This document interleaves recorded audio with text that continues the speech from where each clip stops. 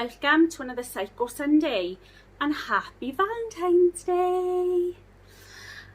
This is what I do every Sunday. I upload a video talking about crime stories like serial killers and murderers, and I use cosmetics to make myself look pretty. Yeah. Well, I got my gin and I got my little friend. He's here, Toby, my shadow.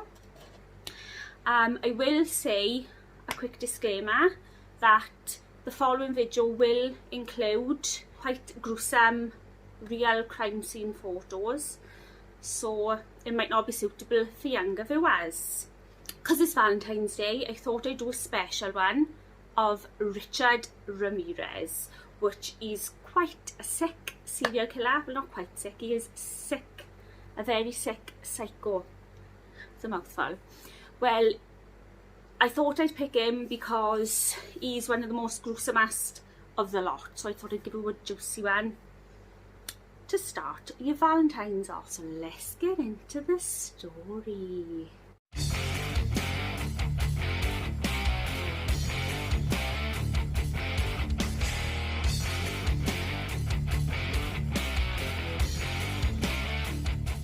This story starts in LA in 1985, and they say that at the time the crime was quite low in Los Angeles when the crime started happening, and they say that one side of LA, the Hollywood side, you've got all the glitz and glamour and the celebrities and rich people, stunning cars, and everybody living the high life.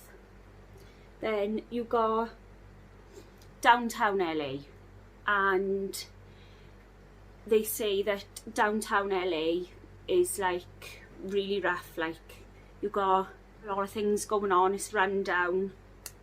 It includes the Cecil Hotel, which is a very dark and twisted hotel where a lot of weird things go on, and have been going on for years. It's just a very dark place. On August 8th, 1985, an investigation started in downtown Los Angeles. There were a series of sexual assaults and murders that was happening in and around the area. It was happening with somebody, well, whoever was doing it was stealing cars, using them to get around and do all these sick things. This killer was using knives, guns, tire irons, handcuffs, and, which I thought was very strange, thumb cuffs, which, sort of hold your thumbs together. All these were being used in these sick crimes and these sick murders and sexual assaults. It's just weird, isn't it? It's just like, what was he thinking? Anything to sort of subdue, is it? Subdue? I don't know if that's a word, I think it is. Subdue these women and men or whatever, because it wasn't just women and men, it was kids, it was any type of human being possible. Like, this is what makes it so sick, such a sick story. And these crimes occurred when it was a really good time for the Hollywood side of LA, because it was the time that the Pope came to visit. They had the Olympics and the Queen came to visit as well, and it was the most hottest year they'd had in quite a few years. So when it should have been a happy time of celebration and things like that, it was also a time of a really frightening time and scary time for the people of downtown LA.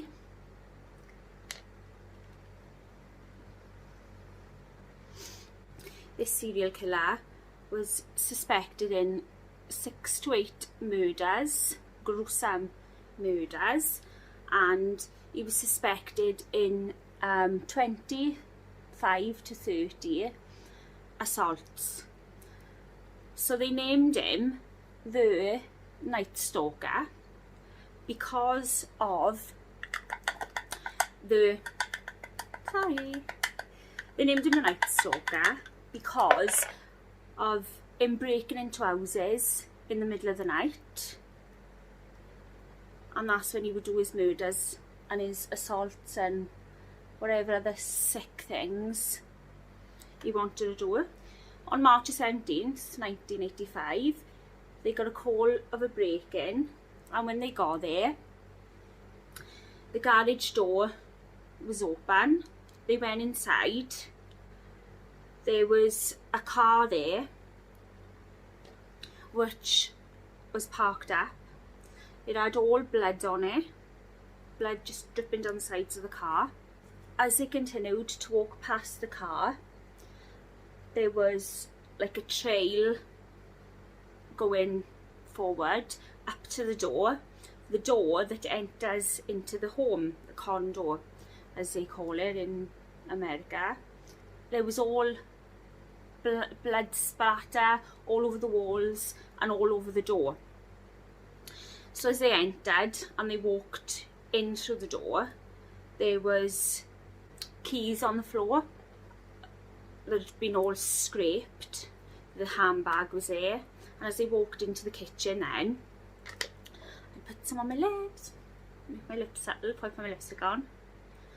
As they walked into the kitchen, they seen a milk carton on the floor with bloody handprints on it, and it was next to the body of a woman called Dale, if I get this right, Okazaki, and she was on the floor. She had a bullet wound in her forehead. The detective who, checked out the scene, he said that he could see that she was really scared. She must have heard the break-in and the kerfuffle or whatever, and she heard it, so she hid behind the counter, the kitchen counter, like snuck underneath the counter. And he knew she was there. He must have either sensed it or heard her, and he waited until she sort of pulled herself up, and then he just shot her straight in her forehead. It's just ridiculous. Like, when he'd entered the garage, he didn't expect to see, he was startled to see this girl there, which was Dale's roommate. What it was, she'd opened the garage door and obviously got in her car and got out of the car, and she had her bag and her keys in her hand. She wasn't facing the killer. He'd walked straight in after, so he must have been watching her going into the garage. He come up behind her, he banged the top of the car for her to turn round, and as soon as she turned round, he shot her as well. But she put her hands up in front of her face. As it was, the bullet ricocheted off the keys that she had in her hand. She fell to the floor with shock and force. Must have been a real bad force. With this, he just walked past, shoved her body out of the way with his foot, and he proceeded to go into the house. Then she got up and ran out to the garage door and down the alleyway. As she was running, she heard a second gunshot. So, knowing that Dale Okazaki was inside, she was feared for her, so she thought she'd run back So she ran back, and she ran back the front way, thinking that he would just run back through the garage door. But as it was, he didn't run back through the garage door. So as she ran to the front door, she waited there, and to her shock and amazement, the killer ran straight out of the door, and they both were like face to face with each other. They both startled each other. She said to him, which I thought was really good, really. She said to him, "You already shot me once, you really want to do it again?" And he just like, I think he must have thought he saw a ghost. He put the gun down by his side, and he didn't even run away. He just quietly, calmly walked.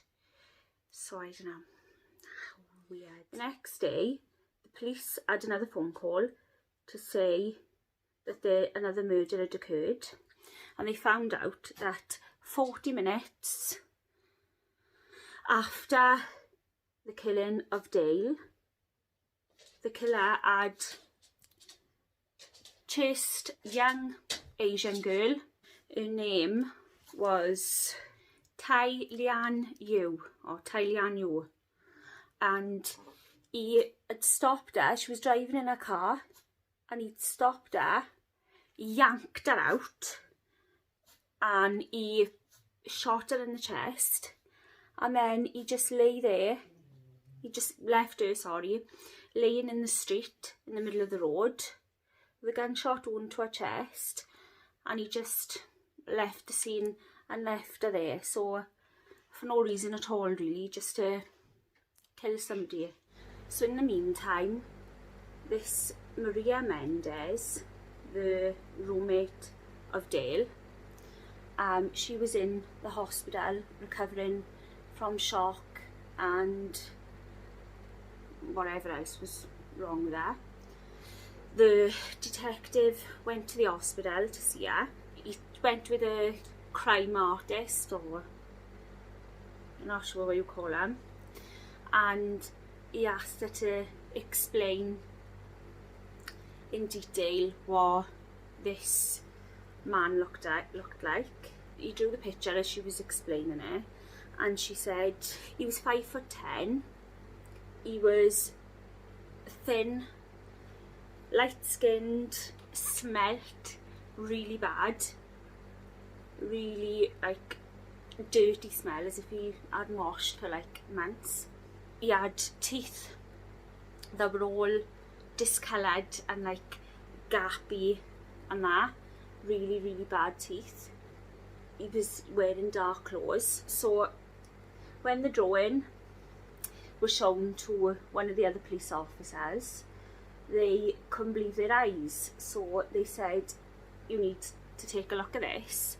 So when they went back to the station, this officer went in the drawer, whatever, went through like other files, and he put it against this other drawing of somebody who was accused of, well, he was a suspect in another kidnap in Pico Rivera, whatever that is, and that's, I think, round about there.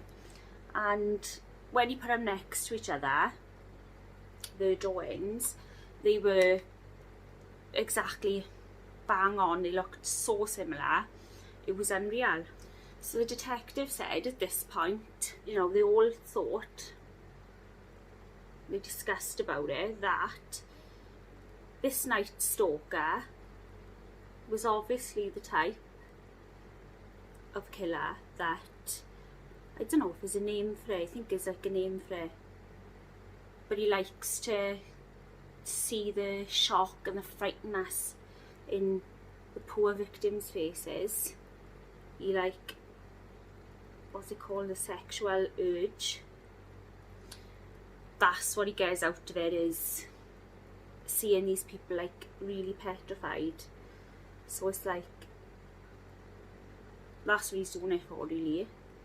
Then on March 27th, the police had another phone call to say there'd been a double murder, and this was the murder of Vincent and Maxine Zazara, and he had broken into the home. He'd put a paint can, I think it was, a large paint can, underneath the window. He stepped up onto it, broke into lifted the window up and climbed through the window. And when the police arrived at the scene, there was blood everywhere. Vincent was lying on the settee, covered in blood, with a gunshot wound to his forehead.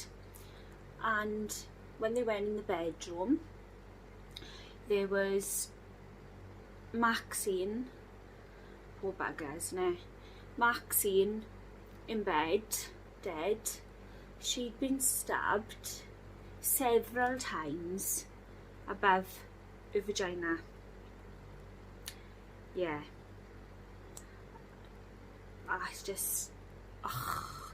It's just disgusting. Absolutely disgusting. Yeah, there was blood everywhere, up the walls and all over stuff. And she, wait for this, also had been raped. He'd cut her eyes out. Yeah, you heard me. Cut her eyes out. He took them with him as a trophy. So obviously he was this sick killer who liked to see the shock in these poor victims' eyes. Did he take these eyes because he wanted to keep the shocked look? Or was he mad that she seen him and she was a witness? I don't know, it's just, I don't bear to think what's going through this sicko's head. At the scene, the killer left a footprint outside the home, and it was size 11 to 12 footprint. He continued to leave footprints in quite a few scenes, and this was a big thing in the case, in the evidence of catching him. This show print.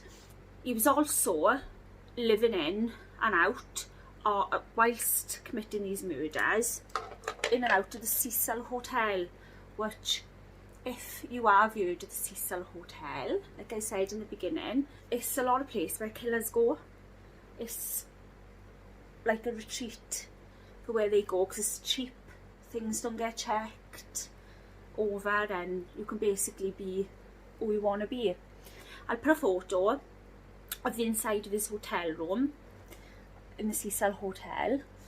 He was also leaving satanic symbols at every crime scene because he was big into Satan. They found out later on that the victims who survived, he'd say to him, "Hail Satan," and, you know, say this to Satan and say that to Satan. He'd leave these satanic symbols. And when they caught him, when he was in court and they were sentencing him, he said to all the court, "Hail Satan." He put up his hand, and on his hand there was a tattoo of satanic star. He was showing that to the court and telling them to hail Satan. And also there was this really sad story then of this little girl. She was 6 years old, and he climbed in through the window in the middle of the night. He took her out of her bed, and she said that her name was Anastasia, and he took her out of her bed, and she said, because she's older, explaining it now, she said that he reminded her of like her dad or uncle or somebody. He took her out of her bed, climbed through the window with her, and he put her into the car. As he was driving in the car, this sicko told her to like touch him and different stuff, and this went on for quite a bit till he got to his destination. He got out of the car and love her, put her in a duffel bag, told her to be quiet, and carried her into the place where he'd been staying, where he stayed.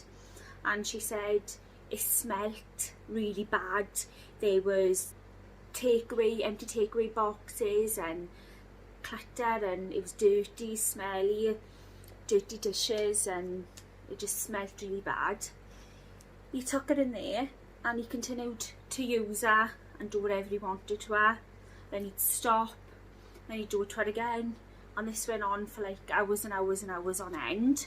Then when he finished with her, he took her in the car, told her that he's going to take her to a petrol station, or gas station as they say, drop her off, and that she was to go in and phone the police, which she did, and she lives to tell the tale. My heart goes out to her and all the victims, the survivors, the victims, the families. My heart goes right out to them. It's just so sad. I mean, what have you done to her? You've just ruined her life, you know. How can she ever get on with her life with this thing that has happened to her? Like, he never had one particular type of person that he'd kill. Like, you know, you see some just kill prostitutes, or some just kill men or whatever. He would kill women, children, men, anybody basically. These are the following people, these are the victims. I'll read them out. Bill and Lillian Doy on March 14th, 1985. Mabel Bell and Florence Lang on May 29th. Carol Kyle and 11-year-old son, and that was in July the 2nd, on July the 2nd. July the 5th was Whitney Bennett. July 7th was Sophie Dixon. July 20th was Leela and Maxine Needin. July 20th again, same day. One wasn't enough, or two wasn't enough.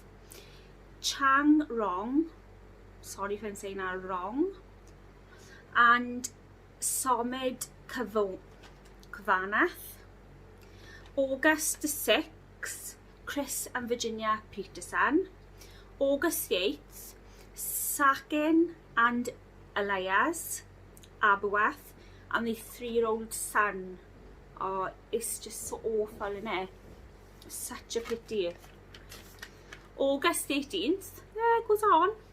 August 18th, Peter and Barbara Pan. And August 24th, Bill Carnes and Inez Erickson. On August 31st then, a shopkeeper had reported the killer, Richard Ramirez, coming into the shop and seeing his face on the front of a newspaper. He then ran out of the shop, ran down the street, and, I love this bit, ran straight into a metal pole and smacked his head and fell on the floor. So that's when the police caught him, and you see in the pictures the footage of him with a bandage around his head. That's from when he smacked his head into the post, the metal post or whatever it was, and fell to the floor. So the police caught him then and arrested him, and he went straight into the car. As they were driving away in the car with him in the back, he was like showing his hand with this satanic sign to all the people passing. He just didn't care. He just didn't care, did he? He loved it, didn't he? He also said the Hillside Strangler which he was another killer, and he dumped bodies on hillsides and everything naked for everybody to see. But he looked up to him and he was his hero. And another thing I missed out, which I forgot, every time he broke into their homes, killed them, raped them, whatever he done, he'd go in their fridge, eat all snacks and stuff, drink milk. That's why there was blood on the milk carton in Dale Okazaki's home, because he'd gone in the fridge like after he'd killed her and swigged from the milk, and as he was doing in every home, he was eating and drinking out of their fridges and cupboards and stuff, like as if it was one big game. On the 31st of August was when he was arrested. He was charged with 19 death sentences, 13 counts of murder, 5 counts of attempted murder, 11 counts of sexual assault, and 14 counts of burglary. 19 death sentences, and rightly so. They should have put a bullet, well, no, they should have tortured him slow, they should have. Yeah, that's what should have happened, but he did get justice, didn't he, I suppose, with the 19 death sentences. He was apprehended on the 31st of August, and he was sentenced with what I just said, and he served time then. He was in prison in San Quentin State Prison. He died on June the 7th, 2013, aged 53, and he had B-cell lymphoma. That's what he died of, and I'll put a picture here of what he looked like just before he died. Yeah, still ugly. Yeah, so that's the story. And if you want, you can always join me next week, well, next Sunday, where I do another Psycho Sunday, where I talk about crime and use cosmetics. And you can always like and subscribe and keep up to date with all my videos, because I got other videos as well that I do on shopping hauls, dyeing my hair and random stuff. And don't forget to hit the notification bell so that you keep up to date with all my videos. I love you all, and I'll see you in the next one.